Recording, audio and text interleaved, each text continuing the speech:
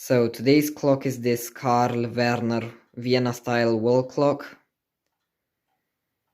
It was made most likely in the late 1890s or the early 1900s because the movement does not have a serial number stamped on it, and as far as I'm aware, Carl Werner stopped putting serial numbers on their movements in the late 1890s. So I assume it was made in that period. It was pretty cheap, and the case and the movement are in excellent condition. The clock runs for either 8 days or 14 days. I need to test it and see how long it runs. It keeps reasonably good time and it strikes on a coiled gong using the count wheel striking mechanism.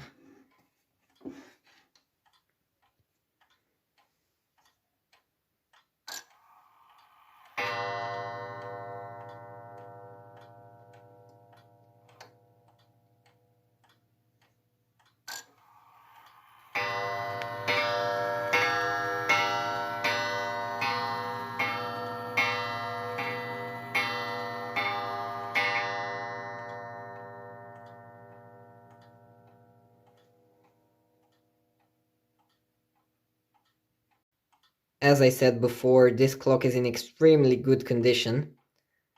The porcelain dial does not have any cracks on it, and the bezel is still in one piece. The clock has blued steel hands that are a bit rusty, and the striking is relatively quiet.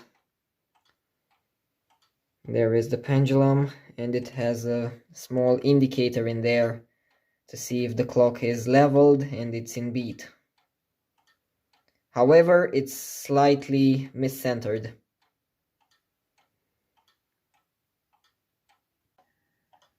A really neat feature that is usually found in these Vienna style clocks are those side windows. You can see the pendulum swinging through them and the mechanism as well. You can see it in there. And as you might observe, the pendulum is suspended inside the case and it doesn't have a suspension mount on the movement. Here is the other side, and this is the striking mechanism in action.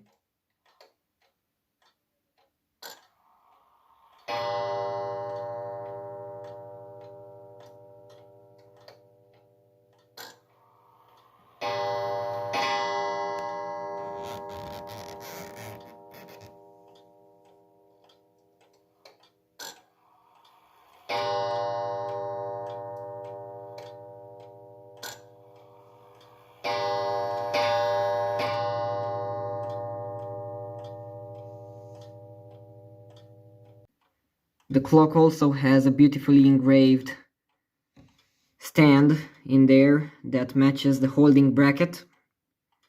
And yes, it is missing one screw. In there you can see that there's one in there and this one's missing. And now I'm gonna put a picture with the holding bracket when the movement is not in the case. This top part right here is removable, and here's how the clock looks without it. I think it looks a bit nicer like this, but I don't mind having this bit on. So here's the movement inside the Carl Werner wall clock. It has a very typical construction that's seen on many other German wall clocks from the late 19th century or early 20th century, with the French style count wheel and the French inspired striking release system, on the front. You'll see that in a minute.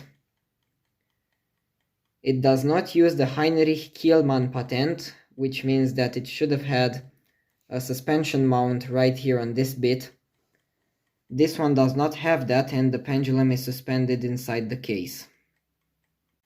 Just behind the crutch you might be able to see the Carl Werner logo, It says Werner's Original and Fabrikmarke, which means trademark. And that's their trademark in there. Here's the deadbeat escapement. There's a lot of excess oil on that escape wheel, and there shouldn't be any oil at all in there. And I think that someone simply took this movement, threw it in a bucket full of clock oil, left it in there for like 10 seconds and then took it out again, because this movement has a lot of excess oil everywhere. I cleaned the most of it, but I can't really get to that bit in there, so I'll have to dismantle the movement, but I'm not going to do it right now because I don't have a mainspring unwinder, and I'm kinda afraid to do that. And here's what the front looks like. Again, nothing unusual, but it's a very clean movement. And there's again some excess oil on the cannon pinion, and I need to clean it off. I don't really have a place to hang this clock at the moment, so I'll need to rearrange the clocks that are on the wall in my clock room in a way that this one fits in there. And now that I'm done with it, I can start working on my new Yantar wall clock, which I think is trying to remove my left hand. But yeah, that's it for today. See you next time.